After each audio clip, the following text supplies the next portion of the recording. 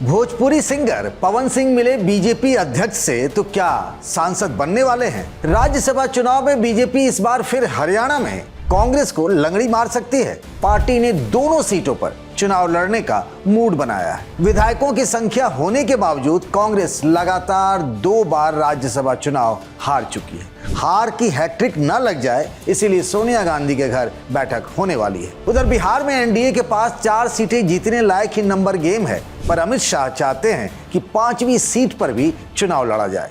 JDU के नेता ओवैसी की पार्टी के विधायकों के टच में, तो क्या बिहार में भी एनडीए इस बार आरजेडी का खेल खराब कर सकती है? नमस्कार, मैं हूं पंकज झा।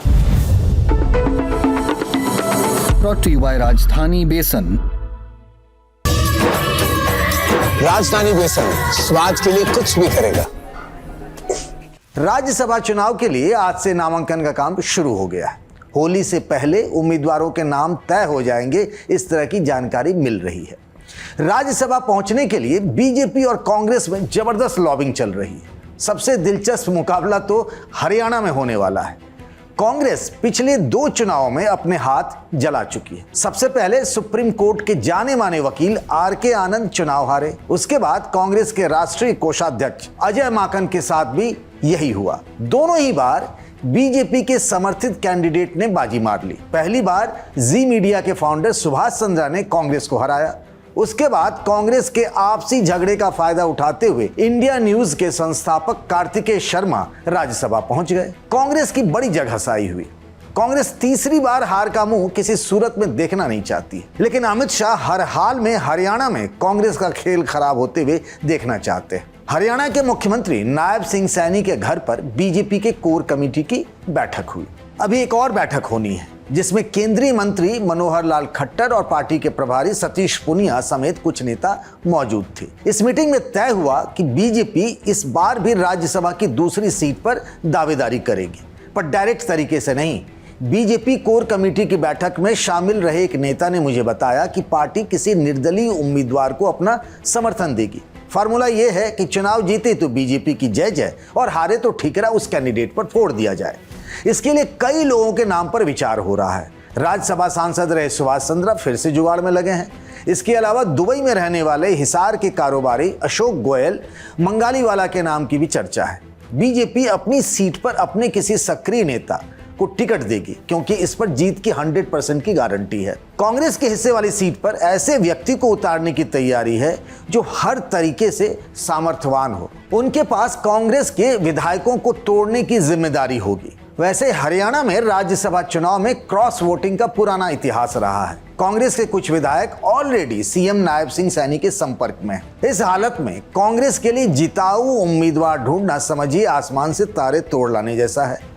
हरियाणा में कांग्रेस कई गुटों में बटी है। कोई भी नेता पार्टी के लिए समर्पित नहीं है। कोई पूर्व सीएम भूपेंद्र सिंह हुड्डा का आदमी है, तो कोई पार्टी के राष्ट्रीय महासचिव रणदीप सिंह सुरजेवाला का, तो कुछ लोग पूर्व केंद्रीय मंत्री कुमारी शैलजा के खेमे के माने जाते हैं। पर हरियाणा में कांग्रेस की राजनीति में सिक्का अब तक तो हुड्डा परिवार का ही चलता रहा है। आर.के. आनंद और अजय माकन की हार के पीछे भी हुड्डा पर ही सवाल उठते रहे हैं। बीजेपी के राज्यसभा सांसद कार्तिकेय शर्मा के पिता विनोद शर्मा के भूपेंद्र सिंह हुड्डा से अच्छे रिश्ते रहे। सुभाष चंद्र के भाई लक्ष्मी गोयल के साथ भी उनका कुछ इसी तरीके का संबंध है। कहते हैं कि हुड्डा के लिए रिश्ते पहले और पार्टी लाइन बाद में आता है। कल ही उन्हें नेशनल हेराल्ड को प्लॉट देने के केस में पंजाब और हरियाणा हाईकोर्ट ने सभी आरोपों से बाइज्जत बरी कर दिया। सीबीआई ने हुड्डा के खिलाफ केस दर्ज किया था। कांग्रेस के जो दोनों नेता राज्यसभा चुनाव हारे वे बाहरी थे, मतलब हरियाणा के नहीं। कांग्रेस हाईकमान इसीलिए इस बार किसी लोकल नेता पर दांव खेलना चाहती है, लेकिन मुसीबत ये है कि उस नाम पर हरियाणा के सभी कांग्रेस नेता सहमत हो जाएंगे, इसकी गुंजाइश बहुत कम है। इसीलिए पवन खेड़ा के नाम पर विचार किया जा रहा है। हालांकि वे थोड़े हिचकिचा रहे हैं। वे टीवी न्यूज चैनलों पर पार्टी की तरफ से खूब बैटिंग करते हैं, पर राहुल गांधी के राइट हैंड माने जाने वाले कांग्रेस के संगठन महामंत्री के.सी. वेणुगोपाल इस बार अलका लांबा की पैरवी कर रहे हैं। हमने इसी बारे में कांग्रेस की राजनीति को समझने वाले साथी पत्रकार आदेश रावल से बातचीत की। आदेश, मुझे एक बात बताइए कि हरियाणा में इस बार कांग्रेस किसको अपना कैंडिडेट बना सकती है? देखिए पंकज जी, किसी का नाम पे चर्चा अभी तक नहीं हुई है, लेकिन जो संभावित नाम है मैं आपके सामने रख देता हूँ। संभावित नाम में जो हरियाणा के अध्यक्ष हैं राव नरेंद्र, वो एक महत्वपूर्ण नाम है। दूसरे राव दान सिंह हैं, जो कि भूपेंद्र सिंह हुड्डा के खेमे से आते हैं, वो एक महत्वपूर्ण नाम है। और तीसरा नाम है विजेंद्र सिंह, जो एक पूर्व IAS हैं, पूर्व सांसद भी हैं, और पिछले 4 महीने से वो एक यात्रा पे निकले हुए हैं। लेकिन ये जो मैंने 3 नाम आपको बताए, डिफरेंट खेमे से आते हैं। पहले जो नाम है राव नरेंद्र का, वो कुमारी शैलजा और सुरजेवाला खेमे का है। दूसरा नाम है जो राव दान सिंह का, वो भूपेंद्र सिंह हुड्डा खेमे का है। और जो तीसरा नाम है वो भी सुरजेवाला और शैलजा खेमा का है, क्योंकि चौधरी विजेंद्र सिंह के बेटे हैं विजेंद्र सिंह, जो यात्रा निकाल रहे हैं। अब आपने कहा कि काफी रिस्की है हरियाणा, इसके 2 मायने हैं। जो पिछला चुनाव हुआ था, जिसमें कांग्रेस पार्टी के महत्वपूर्ण नेता, जो आज ट्रेजरर हैं, अजय माकन चुनाव हार गए थे, और उससे पहले सुभाष चंद्रा के मामले में शाही का इशू बना था, और RK आनंद चुनाव हार गए थे। तो कोई भी बाहर का व्यक्ति हरियाणा आना नहीं चाहता है, वो बहुत बच रहा है इस बात से, क्योंकि कोई गारंटी नहीं है जीत की।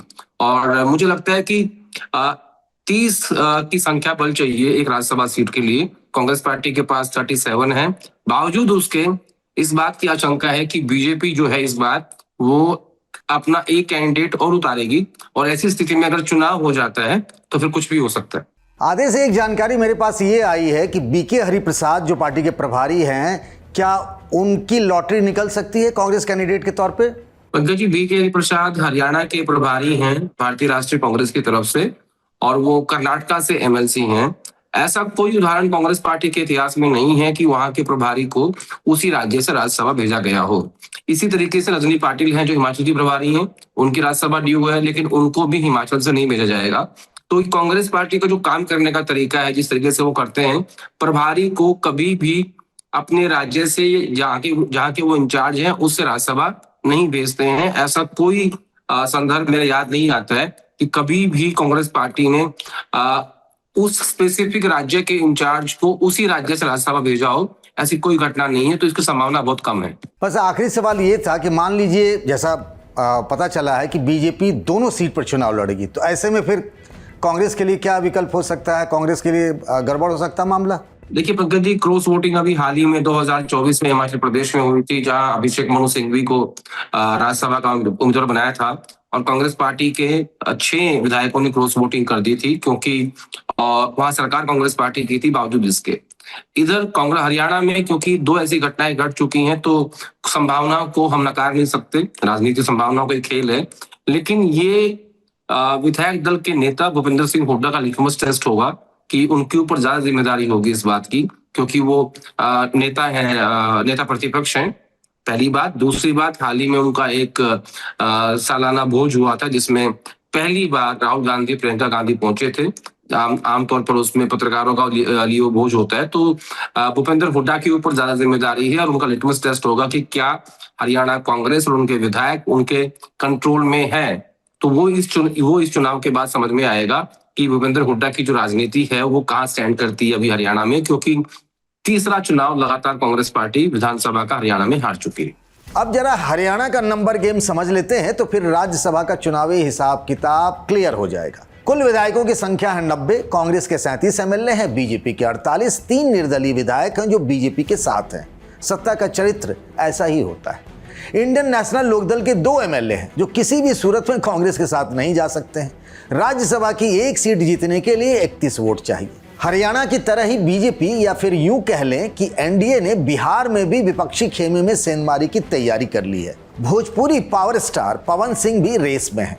आज वे दिल्ली में बीजेपी के राष्ट्रीय अध्यक्ष नितिन नवीन से मिले, पर क्या राज्यसभा का टिकट उन्हें मिल रहा है? इस सवाल का जवाब गोल कर गए। मैंने सिर्फ भैया से आशीर्वाद लिया जी, शिष्टाचार मुलाकात किया, बहुत अच्छा लगा। पवन सिंह की कहानी भी बड़ी गजब की है। पिछले लोकसभा चुनाव में बीजेपी ने उन्हें बंगाल के आसनसोल से टिकट दिया, फिर वापस भी ले लिया। बाद में निर्दलीय ही पवन बिहार के काराकाट से लड़े और हारे। बिहार चुनाव के समय फिर बीजेपी में उनकी घर वापसी हो गई। केंद्रीय गृह मंत्री अमित शाह इन दिनों बिहार के दौरे पर है। उनकी तरफ से सिग्नल मिल गया है कि ऑपरेशन लोटस शुरू हो, तो ये काम चालू है। बिहार से इस बार राज्यसभा की 5 सीटों पर चुनाव हो रहे हैं। विधायकों के गुणागणित के हिसाब से NDA आसानी से 4 सीटें जीत सकती है, लेकिन लक्ष्य तो 5वीं सीट जीतने का भी है। JDU के राज्यसभा सांसद और पार्टी के राष्ट्रीय कार्यकारी अध्यक्ष संजय झा ने इसके संकेत दिए हैं। राज्यसभा का चुनाव होने वाला है और 5 सीट बिहार से होगा और मुझे लगता है कि 5 सीट एनडीए के खाते में आएगा जो नंबर है उसमें, और जेडीयू का 2 है और मुख्यमंत्री जी तय करेंगे कि दोनों, जेडीयू का जहां तक बात है कि दोनों कौन जाएगा, हो जाएगा फैसला। राज्यसभा की 5वीं सीट पर चुनाव के लिए किंग मेकर हो गई है असदुद्दीन ओवैसी की पार्टी AIMIM, जिसके 5 विधायक हैं। उनके बिना न तो एनडीए जीत सकती है और न ही आरजेडी कांग्रेस वाला गठबंधन। तेजस्वी यादव अपने गठबंधन के सभी विधायकों का समर्थन जोड़ ले तब भी वे अपने कैंडिडेट को नहीं जिता सकते। ओवैसी के समर्थन के बिना उनका काम नहीं बन सकता। समय भी बड़ा निष्ठुर है। पिछली बार भी AIMIM के 5 विधायक चुने गए थे, पर तेजस्वी ने उनके 4 विधायकों को तोड़ लिया। ओवैसी ये भूलना नहीं चाहते। उनकी पार्टी के बिहार के अध्यक्ष अख्तरुल ईमान ने आरजेडी के सामने शर्त रख दी है, हमारे कैंडिडेट को समर्थन दीजिए, राज्यसभा में हमारा कोई सांसद नहीं है। भाई राज्यसभा का इलेक्शन होना है, हमने चूंकि अपनी उम्मीदवारी को पहले पेश किया है तो मैंने कहा कि आने वाले दिनों में भी एक दूसरे का सहयोग जरूरी है। इस मरतबा कम से कम हमको आप समर्थन दीजिए, ये गुजारिश करने आए।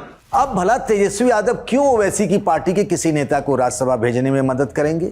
इसीलिए आरजेडी की तरफ से बाहुबली नेता रहे मोहम्मद शहाबुद्दीन की पत्नी हिना शहाब का नाम बढ़ा दिया गया, पर ओवैसी की पार्टी की तरफ से इसे खारिज कर दिया गया। ये कहा गया कि जब आरजेडी के 80 विधायक थे तब हिना को राज्यसभा क्यों नहीं भेजा? उनके खिलाफ तो उल्टे लोकसभा चुनाव में तेजस्वी ने अपना कैंडिडेट दे दिया था। बस अब यही एंट्री हो गई है जेडीयू की। मुख्यमंत्री नीतीश कुमार के करीबी नेता और मंत्री अशोक चौधरी मिशन में जुट गए हैं। वे AIMIM के विधायक तौसीफ आलम के घर पहुंचे। पता चला कि उनके जरिए वे ओवैसी की पार्टी के बाकी विधायकों का भी मन जीतना चाहते हैं। वैसे भी तौसीफ आलम और तेजस्वी यादव में 36 का संबंध है। क्या पता अंतरात्मा की पुकार पर AIMIM के विधायकों का मन नीतीश कुमार की तरफ डोल जाए। वैसे भी एनडीए के कुल 202 विधायक हैं। राज्यसभा की एक सीट के लिए 41 वोट की जरूरत है, तो इस हिसाब से 5वीं सीट के लिए एनडीए को बस 3 और वोट चाहिए। AIMIM के लिए बीजेपी के किसी नेता के लिए वोट करना तो नामुमकिन है, पर उपेंद्र कुशवाहा या फिर किसी और नेता के नाम पर हृदय परिवर्तन हो सकता है। वैसे भी कुशवाहा और ओवैसी साल 2020 का विधानसभा चुनाव मिलकर लड़ चुके हैं। कुशवाहा कह रहे हैं कि बीजेपी ने उनसे राज्यसभा भेजने का वादा किया था। बिहार में जब फील गुड का माहौल चल रहा है तो केंद्रीय मंत्री जीतन राम मांझी ने भी अपनी दावेदारी ठोक दी है। मांग नहीं किया है, अपने मुखार बिंदु से हमें कहा गया था कि आपको 2 लोकसभा और 1 राज्यसभा की सीट मिलेगी। हम नहीं समझते हैं कि हमारा नेतृत्व अपने बात से बिछड़ जाएंगे। उनके बात पर अंतिम दम तक हम प्रतीक्षा करेंगे। हम मांग नहीं करेंगे, देखते हैं देते हैं कि नहीं। राज्यसभा का चुनाव इंडिया गठबंधन के लिए अग्नि परीक्षा है। ताकतवर बीजेपी के सामने क्या वो एकजुट रह पाएगी? कांग्रेस अपना घर बचा पाएगी? बताइएगा कमेंट बॉक्स में। इस वीडियो को बनाया हमारे साथी सौरभ पाल ने, और बाकी खबरों के लिए बने रहिए द लल्लन टॉप पर।